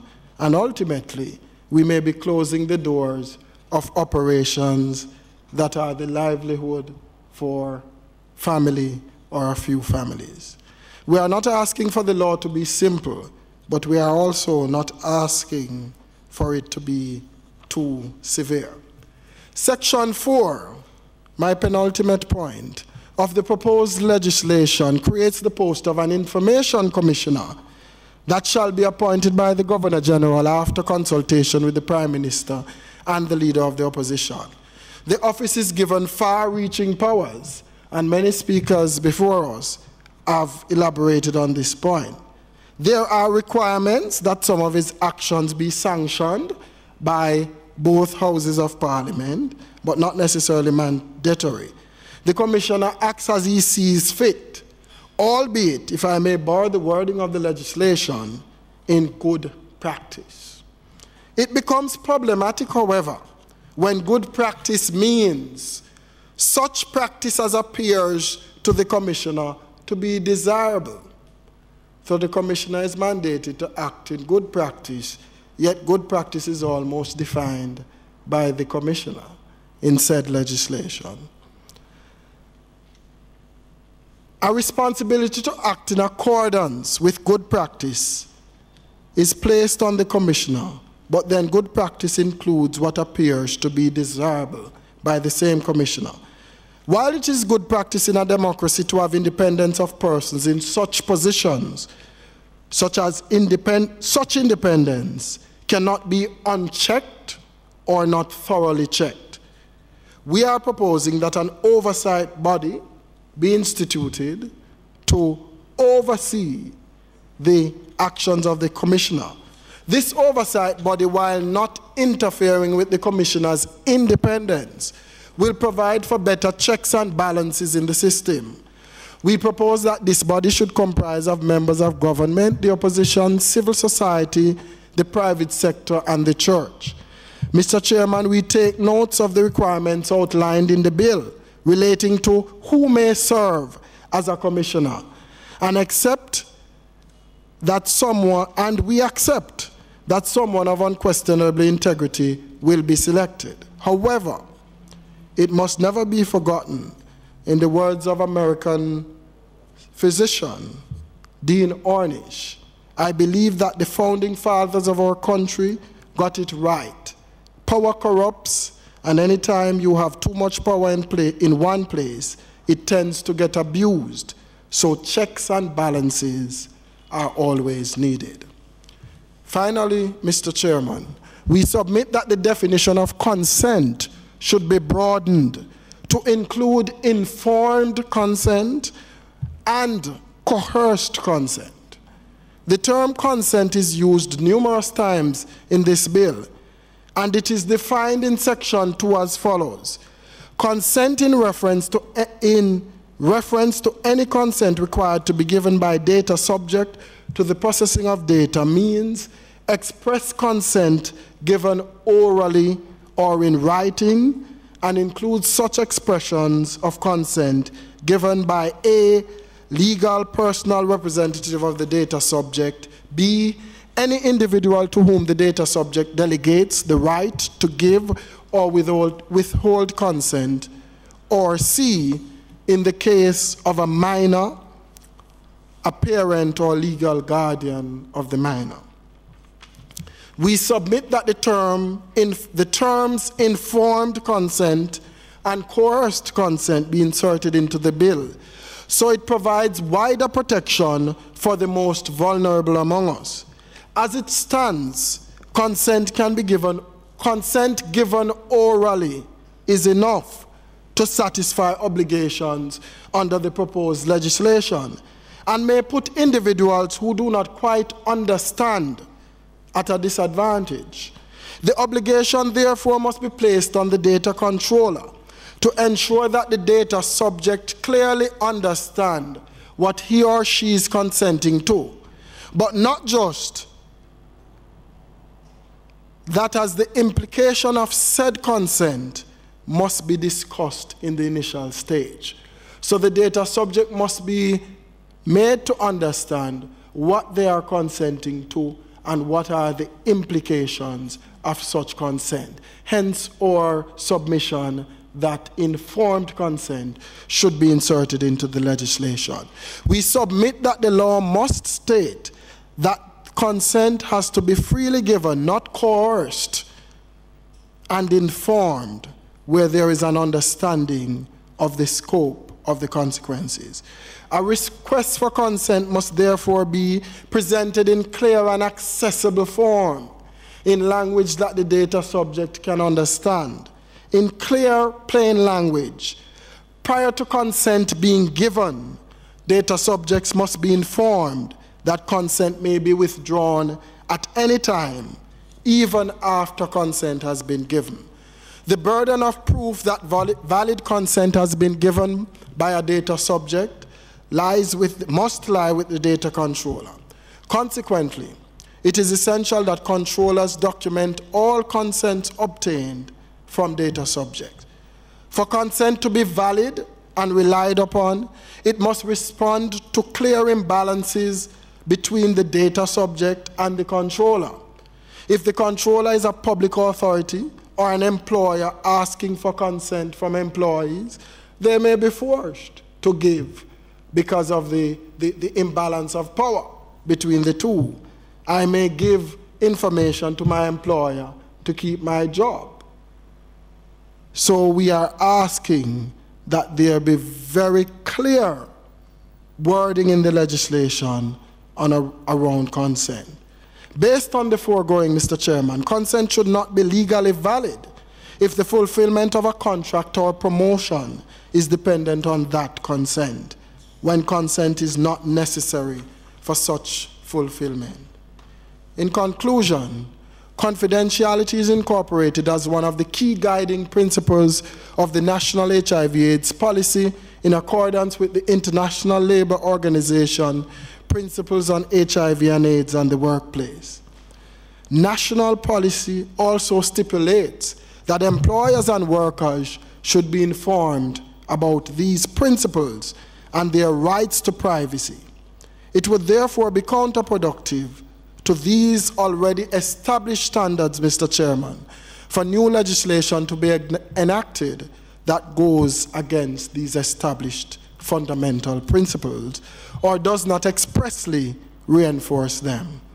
It is the duty of our legislature to ensure that legislation is as comprehensive as possible and is also drafted to reflect the realities of the day. In closing, it is our submission that this Honorable House considers these 5 points: express prohibition for insurance companies or employers to require an individual's HIV status to provide coverage or employment, a more deliberate effort in the wording of the Act to protect people's health information, revisiting the definition of a minor, a more equitable system of obligations placed on data controllers by virtue of the differences that may exist between them, and the inclusion of an oversight body for the Commissioner. Finally, the broadening of the definition of consent to include informed and coerced consent. Mr. Chairman, members of the committee, thank you. Thank you very much for your in-depth presentation. Are there any questions? Yes. Yes. I have to agree with Mr. Layler, especially with the stigma that exists still with HIV/AIDS, that the age of consent be seriously looked at the definition of a minor, and that should be clearly outlined. I believe that a minor may refuse to get medical treatment that he or she should receive if they have to get parental consent. And so, you know, with that saying, I think because of the stigma that still exists, this is something that we should seriously take a look at with the age of 16 or 18 and where we put that in the legislation. So I have to say that I agree with you on that point.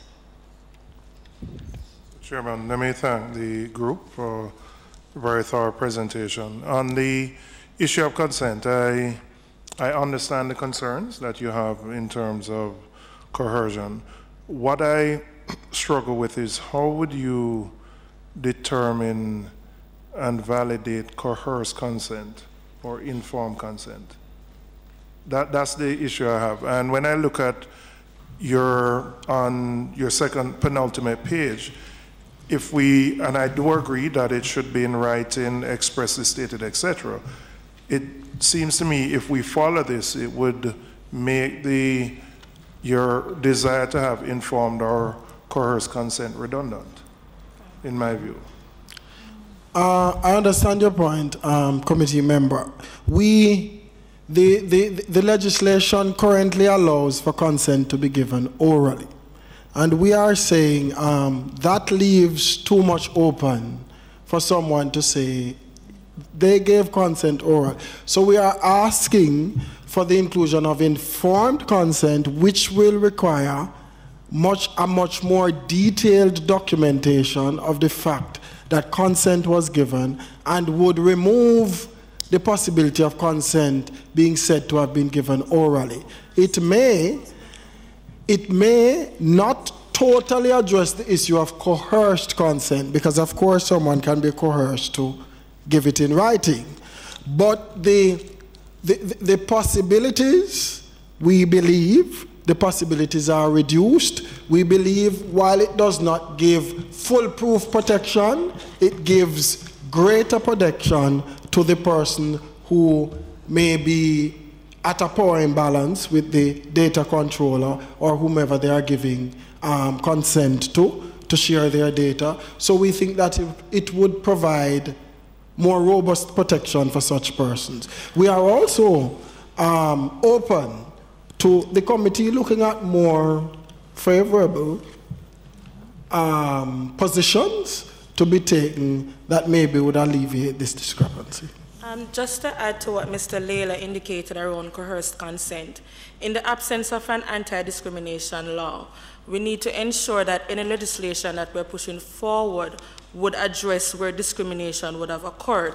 Now, in that instance, we wouldn't wait until breach of confidentiality to have certain provisions in place where that breach has occurred, but to prevent discrimination, then there would have to be some negative sanctions or measures to address discrimination in that instance. So where it is that discrimination has occurred, then perhaps some fines or penalties can be looked at by the members here.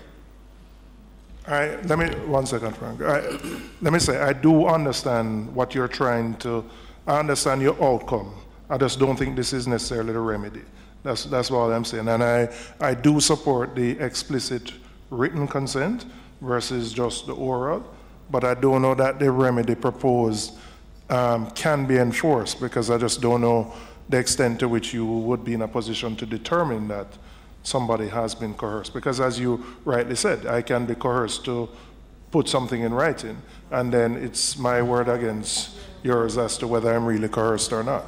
So we agree with you, MP Robinson. Again, I reiterate that we suggest that as a member of the committee, you look with favor at proposing a more suitable means of fixing this mischief. Thank you. Member Witter. Yes, my question is, why do you think that there should be specific mention in the clause as it relates to HIV/AIDS as against other medical conditions? Because I think that would be adding to the problem you have as it relates to stigma. Right. If you are going to mention HIV as a specific item as against broad medical conditions. Excellent question, Mr. Member, and I'm glad you asked. As I said in wrapping up, our legislation must reflect the realities of the day. If you go to the industrial disputes or HIV unit at the Ministry of Labor now, I guarantee you that if 10 reports are there that someone was dismissed from their job or unfairly treated in their job, it's not because they were hypertensive or diabetic or it was found out that they had cancer, but it's highly likely that they were HIV positive. I guarantee you that if you check the insurance company, the people who have challenges getting coverage, it's not because they are hypertensive or diabetic, but it's because they are living with HIV. I guarantee you if you check the numerous persons that we have to interface with day after day, trying to find housing for them because they were burned out of their communities, run out of their communities, it's not because they are diabetic or hypertensive, but it's because they are living with HIV. The reality of the day is that the stigma and social exclusion associated with HIV is not associated with any other illness that we have to grapple with today. And as such, because of the special circumstances, we think that special attention must be given to this illness. I hope I've answered your question. That's the point I'm making, that yes, that's the point I'm making, that when you do that, you're highlighting the issue. And that is my concern. And I cannot share Frank's view, which is that shouldn't I have a right not to disclose my status? And shouldn't I be in a position where if I don't believe there's any material implication of it, then as an individual, I don't have to say here or there about my status. Right, and that's exactly the right we're trying to protect Member Robinson. The challenge with HIV, I get where you're going, because that was the first question we discussed in House. Are we singling out a particular illness versus all the others? Why we would equate HIV to diabetes and hypertension is this very reason that they're all controllable diseases. Now, there is no protection for the person living with HIV, and we, based on our own work, we have seen where that has been an issue, where persons, because of their HIV status, they're asked that, Minister. They're not given an opportunity to say, I cannot disclose my HIV status. We have seen cases where their employers, especially, and insurance companies. So, for example, at Jamaica AIDS Support for Life, where we have to provide, or the staff members have to get insurance, health insurance, whilst they would not deny you health insurance, they will not allow you to get life insurance beyond a particular amount. They just give you the minimal provisions. You have to disclose your HIV status. Now, with the development that is happening with how we manage HIV, there's no need for you to do that, because as we can see, people have an opportunity through taking their medication to have a stable life, just as with your pressure pill. So we're saying that there has to we have to come to a point where we're going to make provisions that protect people living with HIV. Currently, there is no such provisions. It's common practice for employers to ask their workers to do a medical, and on that medical, a HIV test is required. It's common practice for persons, if they're getting the insurance, the HIV question comes into place. And so we're saying, if you're putting in measures that protect the very livelihood of persons because of HIV status, then do not miss this opportunity in a bill where we already have these policies that tell us that you shouldn't, but it doesn't have any teeth. And so an employer can do whatever he or she likes to request HIV test results from their employees, because there's nothing that prevents them from doing so. If I follow your reasoning, we should also include sexual orientation too? We did say that as well, Minister. Because again, these are, remember with the platform that we have to come from, to you from the Jamaica AIDS Support for Life. We work with persons who are most vulnerable to HIV. And as such, we have to think about the clients that we serve. If sexual orientation is an issue, we have to put it out there, because we do not want persons, again, to be asking about individual sexual orientation. We want something that will explicitly address those persons. Can you imagine if your right-hand person is of a sexual orientation that is not seen as the desirable one? Then that person who does the best quality of work will now suffer stigma and discrimination in the workplace, or be forced to just leave the job. And we are seeing that more and more. So yes, we are asking for those measures to be taken. Mr. Chairman, Mrs. Levermore, I want to thank you for your presentation, and because of where you're coming from in terms of your organization, I understand your concern. But Chairman, I believe that this issue is another issue that I think when the committee meets that we should look at, because I want to take it beyond HIV, Mrs. Levermore, because I do know of cases where persons have gone for health insurance and they have recorded a higher than normal pressure, and they have been turned down. I do know of persons who have been diagnosed with cancer and having been deemed to be in remission, they still could not get health insurance. So, you know, whereas I understand because of what you do, you're focused on HIV, I think that it really is something that we should look at generally in terms of health care. But Chairman, while saying that, I also believe that there has to be a balance struck with, and I think this is where perhaps some discussion with the health insurance entities will come in, because I reckon in their mind, and I'm not speaking for them, but that is the explanation I've been given, but I reckon in their mind it's about profit. Profit, yes. And it really boils down to profit. And so the issue therefore is, how do we balance it? My position is that notwithstanding what we call a pre-existing condition, then you should have the option to have insurance. But more so, I believe that it is something that you should have a right to decide whether or not you wish to reveal. Senator Binns, just to add, as you raised that point about the profitability with insurance companies, and we are prepared to respond to that point, because we are saying the question of profitability is always that I'm going to insure this person today and they die next week, and I have to pay out millions of dollars after maybe just a year of making monthly payments. But the fact is, we are saying that with the medical advancements that has taken place, that is not the current reality, and therefore that fare can be allayed. Thank you very much, Mr. Leader. The last comment. If I may add, as the last comment, whilst I can agree with you to a point, you know, I myself have been ruled out. I have a pre-existing condition. I had a surgery at 19, but I still can't get insurance beyond a certain amount. And so I'm not sure if I'm going to agree with that point, you know, as far as the insurance companies, because that can apply to anyone, not just someone with HIV. It can really apply to just anybody out there who will not get insurance because of a condition that they may have. Thank you very much, members. Let me thank the representatives from the Jamaica AIDS Support for Life, and just to add my 2 bits to this, to the matter of discrimination.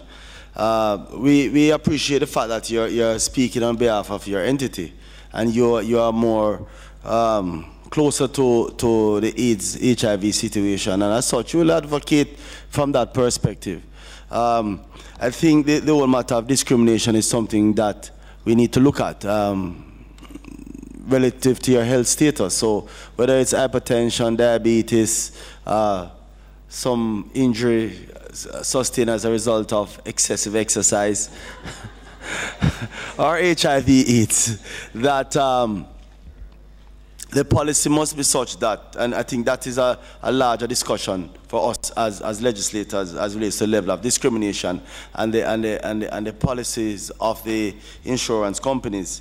I think the bottom line for the insurance company is for them to make a profit. That is just the reality. They are operating a business, and it is for us as legislators to look at how we regulate that industry overall. And so it is also about affording every citizen the right to adequate amount of service, whether it's for health care or whatever it is. So it's about discrimination. I think the point that Member Witter was trying to make was that sometimes when you single out your condition, it brings unnecessary attention to it. I think that is the point he was trying to make. You know, but we understand where you're coming from, because you're really living the life. You're experiencing it on a daily basis in your institution. Let me use this opportunity to thank the entities that made some valuable presentation or submissions here this morning. We had the Jamaica Coalition for a Healthy Society and the Lawyers Christian Fellowship Limited, Ms. Ellen Ann Wilkinson, Mr. Andre Shackleford, and Ms. Justine Collins, and of course the Jamaica AIDS Support for Life.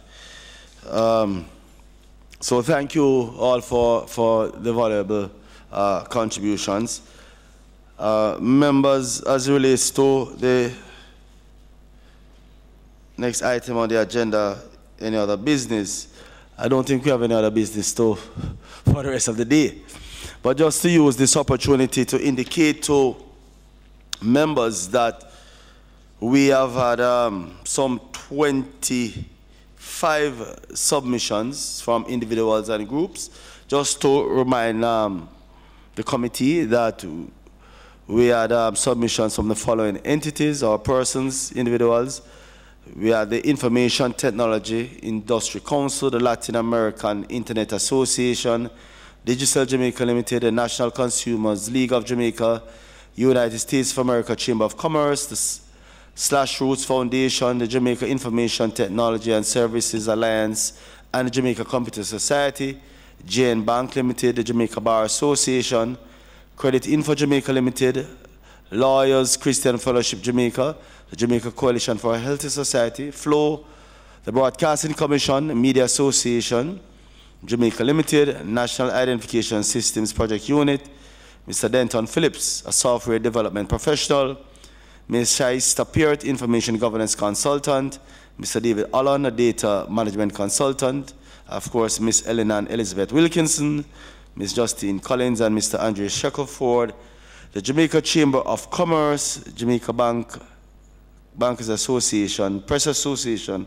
of Jamaica, Financial Investigations Division, and the Jamaica Aid Support for Life. I believe a written submission should be coming from the DPP, but that is tentative. So members, we are at the point where we will not at this time name the date or select the date for the next meeting, as we will await the development of the matrix for us to circulate.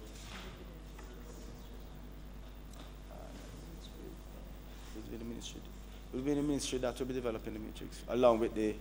Okay, all right. Let me use this opportunity to. Okay. The clerk wanted to show that to record everything. The ministry, along with the team comprising of representatives from the Parliamentary Council, the AG's Chamber, Legal Reform Department, will address the matter of the development of the matrix. And in that same breath, let me use this opportunity to thank the members of the committee, the representatives from the Office of the Parliamentary Council, Attorney General's Chamber, Legal Reform Department, and my team from the Ministry of Science, Energy and Technology, and of course, the team, staff members here from the Houses of Parliament. Having completed the agenda, I ask for a motion for us to adjourn at this time. Moved by Member Morrison, seconded by Member Witter. Those in favor? Those against, the ayes have it. Thank you all.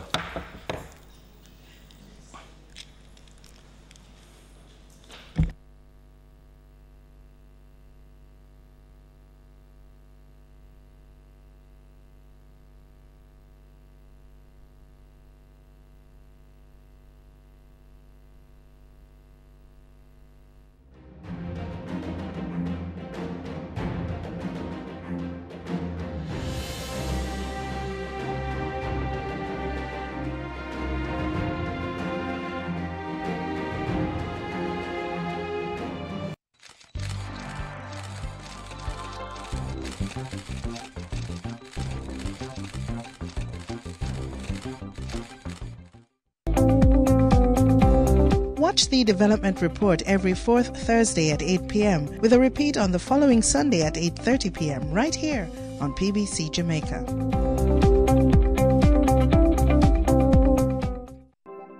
Jamaica, I can help you protect our citizens. Jamaica Eye will play a part in increasing your public safety. Jamaica Eye is part of an island-wide network of camera surveillance systems designed to increase the safety of you, our citizens. If you have a camera system outside your home or office facing a public space, log on to jamaicai.gov.jm today. Jamaica Eye, we're all connected. The Ministry of National Security, creating a safer and prosperous Jamaica. How can Caribbean nations respond to global economic trends? It is the subject of our Caribbean Economic Forum with Central Bank of Barbados Distinguished Fellow, Dr. Andrew K. Rose, B.T. Rocco Professor of Economic Analysis and Policy of the Haas School of Business, University of California, Berkeley. Join us on March 27th at 8:30 p.m. at the Courtney Blackman Grand Salle, or follow this important event on television, radio, and online. Radio content. A and X are no-nos. PG is maybe. G is good to go. Protect your children and report offensive broadcast content. A message from the Broadcasting Commission. Make it a new day, yeah.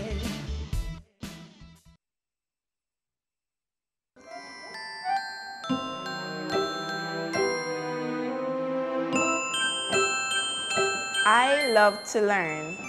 I want to learn. Give me a good education. We all